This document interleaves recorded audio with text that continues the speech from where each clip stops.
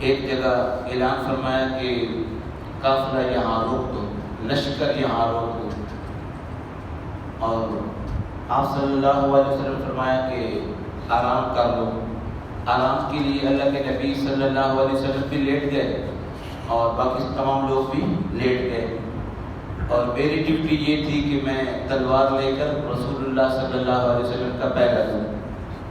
حضرت یعلا بن قرہ رضی اللہ تعالیٰ عنہ فرماتے ہیں کہ دنیا سو گئی، آقا کریم صلی اللہ علیہ وسلم بھی آرام فرما رہے ہیں اور میں تلوار لے کر کھڑا ہوں۔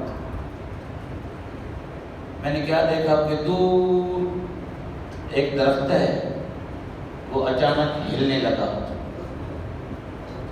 اس نے اپنے آپ کو آگے پیچھے دائیں بائیں ایسے ہلایا اور اپنے آپ کی جڑیں جو ہے نا زمین سے نکالی اور چل پڑا۔ یہ میں نے منظر زندگی میں پہلی مرتبہ دیکھا تھا۔ میں پریشان ہوا، وقتی طور پہ تھوڑا پریشان ہوا۔ تلوار میرے ہاتھ میں تھی، رسول اللہ کی ڈیوٹی تھی، حکم تھا کہ تو نے دیکھتے رہنا ہے۔ میں دیکھتا رہا، وہ درخت چلتا ہوا وہاں دور سے آیا۔ پہلے تو میں تھوڑا تھوڑا آگے پیچھے ہوا کہ یہ کیا ہو رہا ہے، لیکن پھر رسول اللہ کا فرمان یاد آیا تو پھر جان کی پرواہ تو نہیں تھی، پھر تو جان جاتی ہے تو جائے، کیونکہ آرڈر ہے نا، اللہ کے نبی کا آرڈر ہے کہ تو نے پہلا دینا ہے تو بس پہ پہلا دینا ہے۔ وہ قریب آیا اور بالکل آ کر میرے قریب کھڑا ہو گیا۔ اس نے 2 مرتبہ 3 مرتبہ ایسے جھکا، تھوڑی دیر رکا رہا، روک کے پھر وہ درخت واپس چلا گیا اور جا کر اپنی جگہ پر بے بست ہو گیا، پھر کھڑا ہو گیا۔ اب میرے قریب کوئی اور تھا نہیں کہ جس سے میں بات کرتا اور دل کو بہلاتا، ساری دنیا تو سو رہی تھی۔ تھوڑی دیر کے بعد آقا کریم صلی اللہ علیہ وسلم بیدار ہوئے تو سب سے پہلی گفتگو جو میں نے کی، میں نے عرض کیا یا رسول اللہ صلی اللہ علیہ وسلم، آپ کے آرڈر پر، آپ کے فرمان پر میں تلوار لے کے کھڑا تھا، تو وہ جو درخت ہے سامنے وہ چلتا ہوا آپ کی بارگاہ میں ادھر آیا، میرے ساتھ کھڑا ہوا اور اس نے سلام کیا اور پھر وہ جھکا، پھر چلا گیا۔ آپ صلی اللہ علیہ وسلم نے یہ نہیں فرمایا پھر وہ کیسے آیا، وہ کیسے ہوا، کیا ہوا، ایسے کیسے ہو سکتا ہے، یہ تیری آنکھوں کا دھوکہ ہے۔ آپ صلی اللہ علیہ وسلم نے ارشاد فرمایا کہ اس درخت نے نا بارگاہ خداوندی میں التجا کی، الہ العالمین تیرا محبوب پڑوس میں آیا ہوا ہے۔ لفظ سنیے حدیث کے کہ تیرا محبوب پڑوس میں آیا ہوا ہے، لہذا اگر اجازت دے دے تو میں سلام کر کے واپس آ جاؤں گا۔ اللہ اکبر۔ اے یعلا بن قرہ، اللہ پاک کی بارگاہ میں اس نے التجا کی تو رب نے اس کی التجا سنی اور قبول کی اور اسے میری بارگاہ میں سلام پیش کرنے کی اجازت دی۔ وہ آیا، اس نے سلام پیش کیا اور واپس چلا گیا۔ اللہ اکبر۔ اس کریم آقا کے درخت اتنا ادب کرتے ہیں، اور بندہ ہو اور پھر وہ بھی کلمہ پڑھنے والا اور وہ بھی مسلمان اور وہ بے ادبی کرے۔ آپ سمجھدار ہیں، عقل مند ہیں، زیرک ہیں ماشاءاللہ، اس کو یہ زیب دیتا ہے؟ نہیں نہ دیتا۔ اللہ اکبر۔ جہاں 70,000 فرشتے صبح اور 70,000 شام آتے ہیں اور پر ہلانے کی جسارت بھی نہیں کرتے، آتے ہیں پر سے بیٹھ لیتے ہیں اور آواز نہیں آتی، آواز نہیں آتی ان کی۔ اللہ اکبر۔ وہ اپنے پروں کو پھرپھرانے کی آواز بھی ہونے نہیں دیں گے، کیونکہ یہ دیار حبیب ہے صلی اللہ علیہ وسلم۔ یہ اللہ کے نبی کا دربار ہے، یہاں بے ادبی ہو جائے گی اور سارے اعمال ضبط ہو جائیں گے، ضائع ہو جائیں گے، بکھیر دی جائے گی اور خبر بھی نہیں ہوگی۔ لہٰذا جب بھی کبھی اللہ پاک توفیق دے حاجی یا عمرے کی تو دعا یہ مانگ کرے، یا اللہ با ادب حاضر نصیب فرما، با ادب۔ حضرت عبداللہ بن عمر رضی اللہ تعالی عنہما راوی ہیں کہ سفر میں رسول اللہ کے ساتھ تھے، اعرابی آ گیا، گاؤں کا رہنے والا ایک دیہاتی آ گیا اور آ کر کہنے لگا، اے مسلمانوں کے نبی، وہ جو سامنے کیکر کھڑا ہے، اگر وہ آپ کے نبی ہونے کی گواہی دے تو میں اسلام لے آؤں گا۔ آپ صلی اللہ علیہ وسلم فرمایا کہ پھر جہاں پھر میں نے کیا کہنا ہے اس کو، جہاں تو ہی کہہ دے اس کو کہ جہاں تجھے اللہ کا نبی بلا رہا ہے۔ اللہ اکبر۔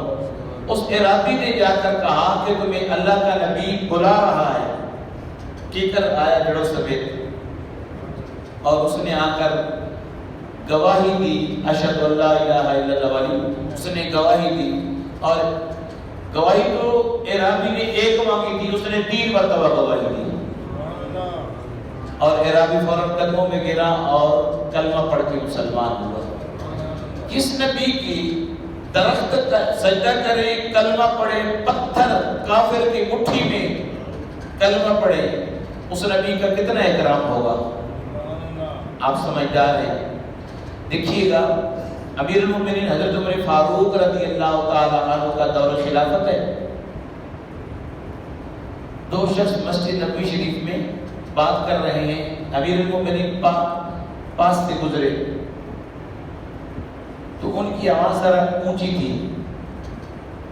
امیر المومنین رضی اللہ تعالیٰ عنہ نے آواز نہیں دی، کنکر اٹھایا، کنکر اٹھا کر مارا، ایک کو لگا، پیچھے مڑ کر اس نے دیکھا، آپ نے اشارہ دیا باہر آ، وہ مسجد سے باہر آیا، آپ اسے سائڈ پہ لے گئے اور فرمانے لگے، او بیلیا کتنے جا رہنے والا ہے، کہاں کا رہنے والا ہے؟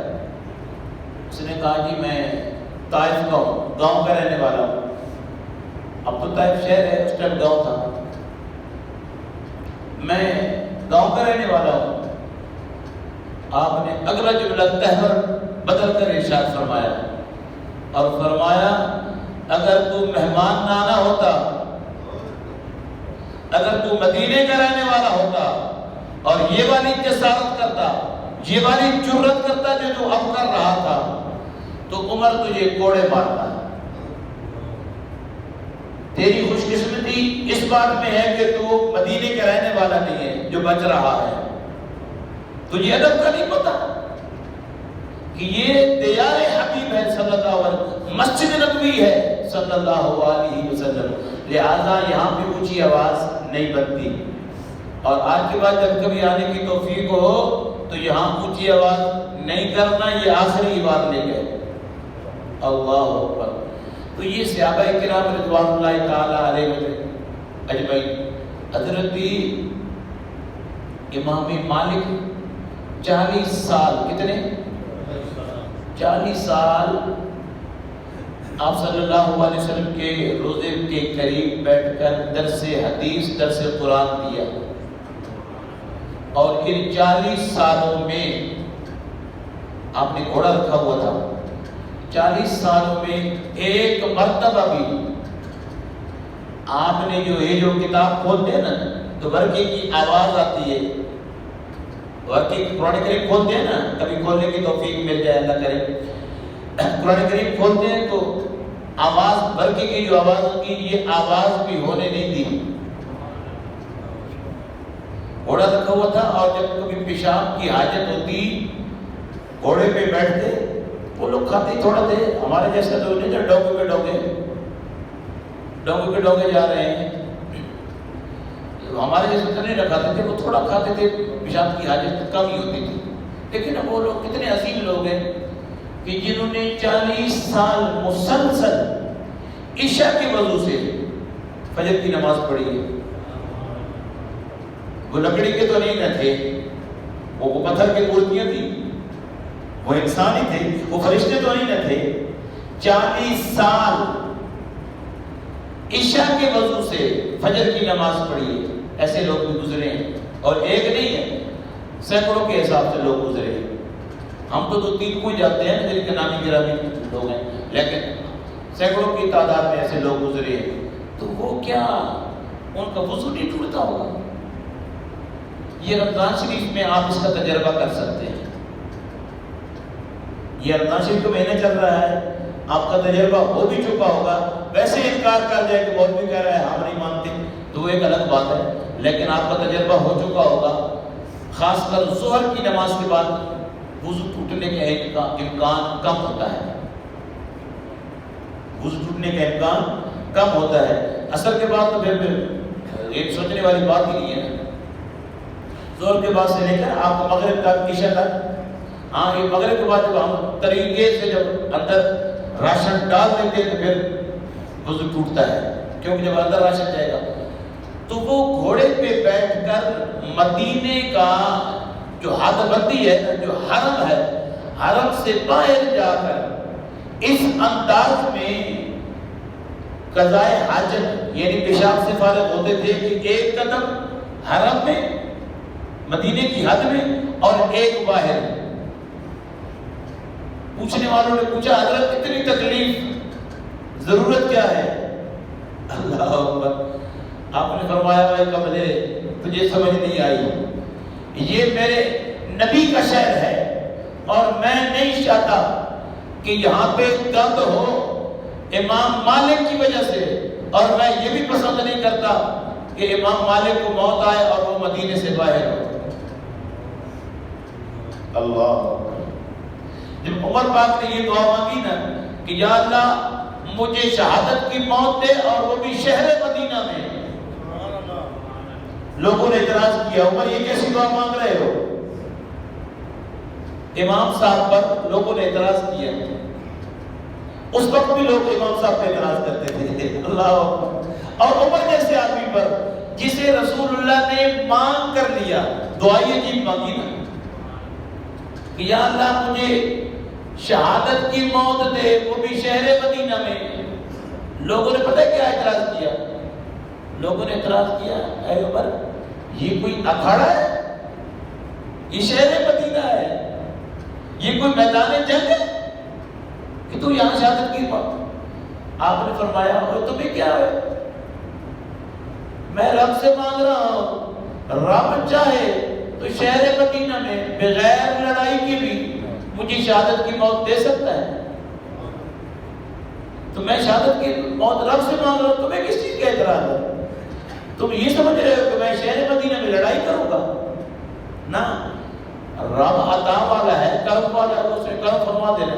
آپ نماز پڑھا رہے تھے، ظالم نے تیر اپنا خنجر مارا، آر پار ہو گیا. اللہ اکبر. نماز پڑھا رہے تھے، آر پار ہو گیا تو آپ کو شہادت ملی اور وہ بھی شہر مدینہ میں. شہادت ملی اور وہ بھی شہر مدینہ میں. تو قبلہ یہ وہ جگہ ہے کہ جہاں پہ اونچی سانس لینا بھی ہو. اکثر نماز میں سورۃ حجرات کی آیتیں پڑھتا ہوں، ان کا یہی معنی بنتا ہے. اونچی سانس لینا بھی بے ادبی ہے. جب کبھی اللہ پاک توفیق دے، جب کبھی بھی توفیق دے تو ہمیشہ یہ دعا مانگنی ہے کہ یا اللہ با ادب حاضر. اور اکثر مرتبہ حاجی صاحبان ہم لوگ یہ غلطی کرتے ہیں، اندر جائیں گے نا تو جوتے وہاں رکھے دوبارہ ملتے نہیں ہیں. جتنا مرضی سنبھال کے رکھے دوبارہ اس جگہ پہ آپ کو جوتے نہیں ملیں گے، کیونکہ صفائی کا بہت اعلیٰ نظام ہے اور پھر وہ فالتو چیز رہنے نہیں دیتے. یہ نہیں کہ وہاں کوئی چور ہے، یہ نہیں. تو اکثر مرتبہ کیا ہوتا ہے اندر جھانکنے کی کوشش کرتے ہیں. تیرا منہ اس قابل ہے کہ تو رسول اللہ صلی اللہ علیہ وسلم نے اپنا منہ لے کے جا رہا ہے؟ بھائی اندر کچھ ہے کہ نہیں ہے؟ اللہ کے بندوں کو نیچے تہ میں ہے. رسول اللہ صلی اللہ علیہ وسلم کا روزہ نیچے تہ میں ہے، اوپر نہیں ہے. اوپر قبر مبارک کے نشانات ہیں، نیچے تہ میں زمین جو اصل زمین ہے نا وہاں پہ ہے.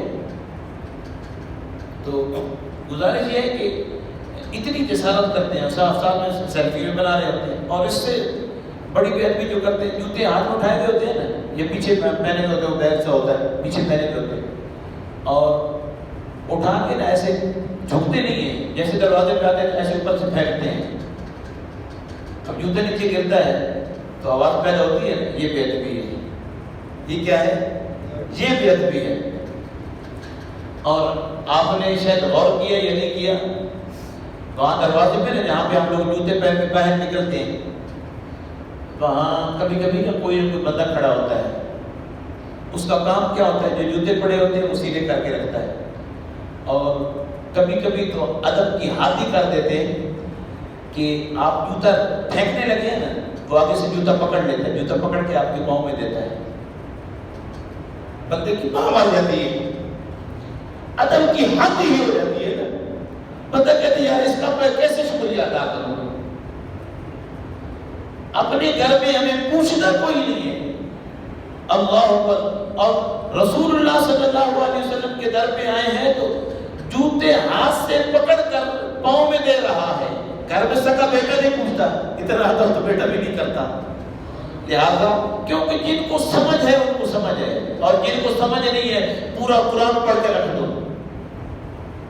پوری احادیث مبارکہ کا ذخیرہ پڑھ کے رکھ دو، ان کو سمجھ میں نہیں آتی، اللہ کرے کہ مجھے اور آپ کو عقل آ جائے، اور جب کبھی اپنے نبی صلی اللہ علیہ وسلم کا نام لیں تو ادب کے ساتھ، اور کوشش کریں کہ جب بھی نام زبان پہ آ جائے یا سن لیں تو کوشش فرمایا کریں صلی اللہ تعالی علیہ وسلم، درود شریف صاحب پڑھ لیے، پھر اللہ پاک کا بارگاہ میں دعا ہے